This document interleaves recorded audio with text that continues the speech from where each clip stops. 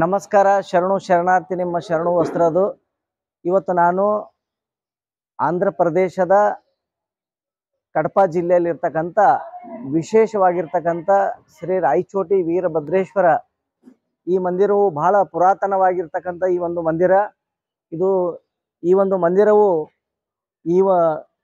ಶ್ರೀ ವೀರಭದ್ರ ದೇವರ ಮೂಲ ಸ್ಥಾನವಾಗಿದ್ದು, ಯಾವಾಗ ಭದ್ರಕಾಳಿಯ ಜೊತೆಗೆ ಇಲ್ಲಿ ನೆಲೆಸಿರ್ತಕ್ಕಂಥ ಈ ಒಂದು ವೀರಭದ್ರ ದೇವಸ್ಥಾನವು ಇದರ ಹಿಂದೆ ಒಂದು ಪೌರಾಣಿಕವಾದಂಥ ಒಂದು ಕಥೆ ಕೂಡ ಇದೆ.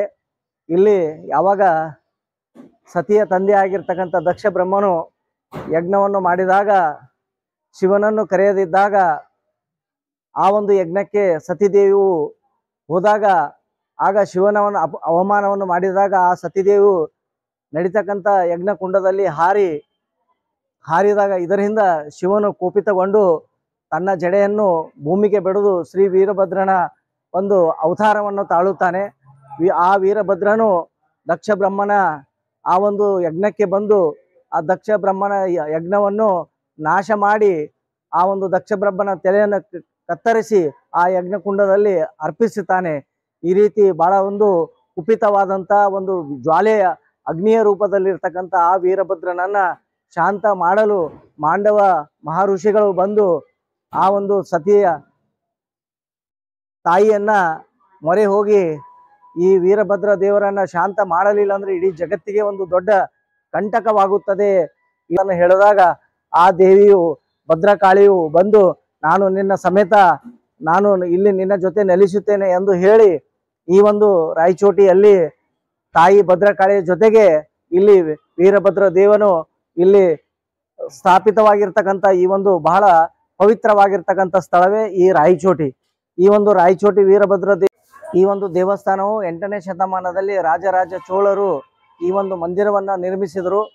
ಕಾಲಕ್ರಮೇಣ 11ನೇ ಶತಮಾನದಲ್ಲಿ ವಿಜಯನಗರದ ಮತ್ತು 15ನೇ ಶತಮಾನದಲ್ಲಿ ಕಾಕತೀಯರು ಈ ಒಂದು ಮಂದಿರದ ಜೀರ್ಣೋದ್ಧಾರವನ್ನ ಮಾಡಿದ ಜೊತೆಗೆ ಇಲ್ಲಿ ಯಾವಾಗ ಶ್ರೀಕೃಷ್ಣ ದೇವರಾಯರು ತಮ್ಮ ಪ್ರತಿ ವರ್ಷ ತಿರುಪತಿಗೆ ಹೋಗ್ತಕ್ಕಂಥ ಸಂದರ್ಭದಲ್ಲಿ ಬಂದು ಈ ಒಂದು ರಾಯಚೋಟಿಯಲ್ಲಿ ಬಂದು ಅವರು ಇಲ್ಲಿ ಬಿಡಾರವನ್ನು ಹೂರಿ ಇಲ್ಲಿ ದರ್ಶನವನ್ನು ಪಡೆದ ನಂತರ ಅವರು ತಮ್ಮ ಮುಂದಿನ ಯಾತ್ರೆಯನ್ನ ತಿರುಪತಿಗೆ ಹೋಗ್ತಕ್ಕಂಥ ಒಂದು ಪದ್ಧತಿ ರೂಢಿಯನ್ನ ಅವರು ಇಲ್ಲಿಂದ ಮಾಡಿಕೊಂಡಿದ್ದರು ಅಂತಕ್ಕಂಥ ಕೂಡ ಇಲ್ಲಿಯ ಇತಿಹಾಸದಿಂದ ಕಂಡು ಬರುತ್ತದೆ. ಮತ್ತು ಜೊತೆಗೆ ಇಲ್ಲಿ ಪಕ್ಕದಲ್ಲಿ ನಾವು ಈ ಒಂದು ಮಂದಿರದಲ್ಲಿ ಈ ಒಂದು ಶಿಲಾಶಾಸನವನ್ನು ಕೂಡ ನಾವು ಕಾಣಬಹುದು. ಯಾಕಂದ್ರೆ ಈ ಮಂದಿರದಲ್ಲಿ 8ನೇ ಶತಮಾನ 11ನೇ ಶತಮಾನ ಕಾಕತೀಯ ಗಣಪತಿ ದೇವರಾಯರು ಮತ್ತು ಶ್ರೀಕೃಷ್ಣ ದೇವರಾಯರು ಅವರು ಈ ಒಂದು ಮಂದಿರವನ್ನು ಕಟ್ಟಿದ್ರು. ಮತ್ತು ಅವರ ಒಂದು ಕೈಯಾರನೆ ಈ ಒಂದು ಮಂದಿರದ ಒಂದು ಜೀರ್ಣೋದ್ಧಾರನ ಆಗಿರ್ತಕ್ಕಂಥದ್ದು ನೋಡಿರ್ತಕ್ಕಂಥ ಈ ಒಂದು ಇದು ನಿಜವಾಗಿ ಕೂಡ ಬಹಳ ಅದ್ಭುತವಾಗಿರ್ತಕ್ಕಂಥ, ಯಾರಿಗೆ ಉದ್ಯೋಗ ಇಲ್ಲದವರಿಗೆ ಉದ್ಯೋಗ, ಧನ ಪ್ರಾಪ್ತಿ, ಸಂತಾನ ಪ್ರಾಪ್ತಿ, ಏನಾದರೂ ಸಮಸ್ಯೆಗಳು ಇದ್ದರೆ ಅದನ್ನ ಇಲ್ಲಿ ಬಂದು ಬೇಡಿಕೊಂಡ್ರೆ ಆ ಭಗವಂತ ಆ ಎಲ್ಲ ಇಷ್ಟಾರ್ಥಗಳನ್ನ ಪೂಜಿಸ್ತಾನೆ. ಇಲ್ಲಿ ಇನ್ನೊಂದು ವಿಶೇಷವಾಗಿರ್ತಕ್ಕಂಥ 2 ನಂದಿಗಳನ್ನ ನಾವು ನೋಡಬಹುದು. ಒಂದು ವೀರನಂದಿ ಅಂತ ವೀರಭದ್ರನ ಎದುರುಗಡೆ ಇದೆ, ಇನ್ನೊಂದು ಶಿವನಂದಿ ಅಂತಕ್ಕಂಥದ್ದು ಅದು ಶಿವನ ಎದುರುಗಡೆ ಇದೆ. ಇಲ್ಲಿ ಶ್ರೀ ವೀರಭದ್ರನ ಎರಡು ರೂಪದಲ್ಲಿ ಪೂಜೆಗಳಾಗುತ್ತೆ.